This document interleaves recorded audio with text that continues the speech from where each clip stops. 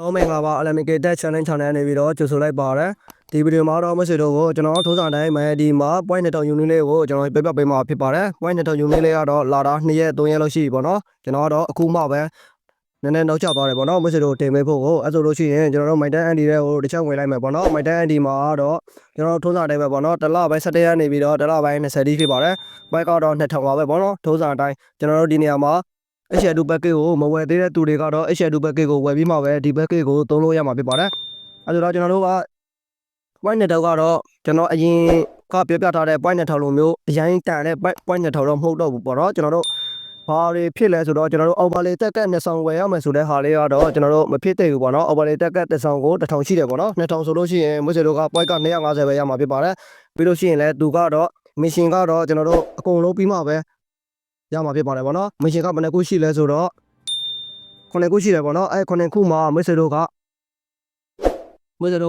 တစ်ခုပြတ်သွားလို့ရှိရင်အဲ့ဒီအပေါ်ကရွှေရောင်တက်တာလေးနဲ့ point 600ကတော့မရတော့ဘူးပေါ့နော်အဲဆိုတော့ကျွန်တော်တို့ကဘလို့အတန်ဆုံးဖြစ်မလဲကိုအတွက်ဘလို့ကြံမလဲဆိုတာလေးကိုတွက်ချက်ပြီးတော့ကျွန်တော်ယူမယ်ပေါ့နော်ယူမယ်ဆိုလို့ရှိရင်ကျွန်တော်တို့ overlay တက်ကက်ကတော့မဝယ်ဖို့တဲ့သူတွေကတော့တာမယ်ပေါ့နော်မဝယ်ဖို့တဲ့သူတွေကတော့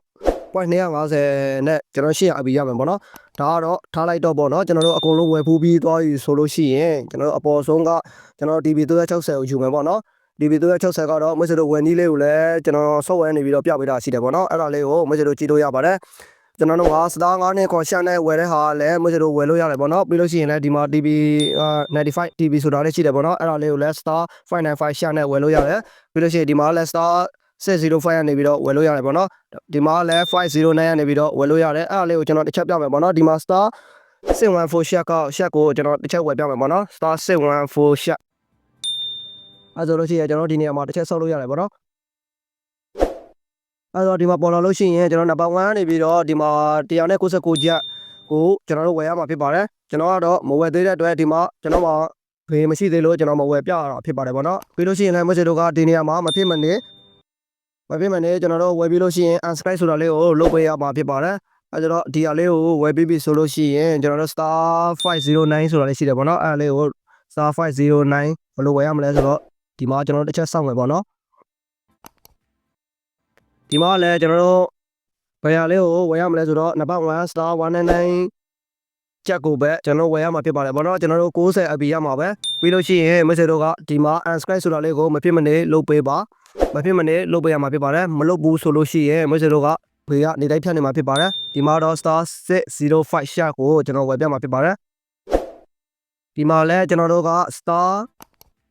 159ချက်ပေါ့နော်အဲ့ဒါလေးကိုကျွန်တော်တို့ဝယ်ရမှာဖြစ်ပါတယ်ပြီးလို့ရှိရင်လည်းကျွန်တော်တို့ unsubscribe ကိုမဖြစ်မနေလုပ်ပေးရမှာဖြစ်ပါတယ်ဒီလိုပြနေတာတော့မွေးစေတို့မှားပြီးတော့ကိုယ့်နံပါတ်တွေမှားပြီးတော့ဝယ်မှာဆိုလို့ကျွန်တော်ဒီမှာပြပေးတာဖြစ်ပါတယ်ပြီးလို့ရှိရင်လည်းကျွန်တော်အပေါ်ဟာတွေကတော့ဒီမှာပုံစံတိုင်းပဲကျွန်တော်တို့ဝယ်သွားလို့ရတယ်ပေါ့နော်ကျွန်တော်တို့ဝယ်မယ်ဆိုလို့ရှိရင်ကျွန်တော်တို့ဘယ်လောက်ကြမလဲဆိုတော့ဘေကတော့ကျွန်တော်တို့1400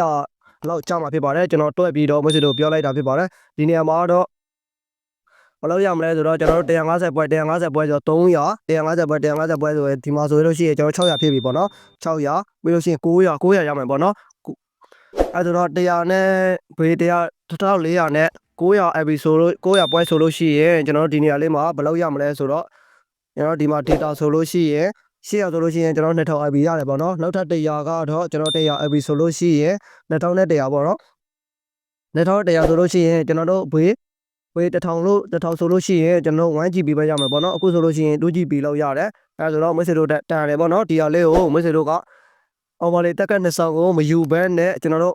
့ဒီမှာပေါ့နော် overlay တက်ကတ်2ဆောင်ကိုမယူဘဲနဲ့ပေါ့နော်ကျွန်တော်တို့ဒီမှာ250ရဲ့ဒီမှာ point 600ရဲ့ဟိုကမွေးစေတို့ကဒီ850ဟိုကမွေးစေတို့ဖြုတ်လိုက်ပေါ့နော်အဲ့ဒါလေးမယူဘဲနဲ့ကျွန်တော်ခုနပြတဲ့လိုမျိုးပဲကျွန်တော်တို့ point 900ပဲယူလိုက်မယ်ဆိုလို့ရှိရင်မွေးစေတို့အတွက်ဘေးလဲတက်နိုင်တယ်ပေါ့နော်ပြီးလို့ရှိရင် point ရလဲမွေးစေတို့အတွက်အတန်တယ်အဲဆိုလို့ရှိရင်ဒီဗီဒီယိုလေးမှာတော့မွေးစေတို့ကို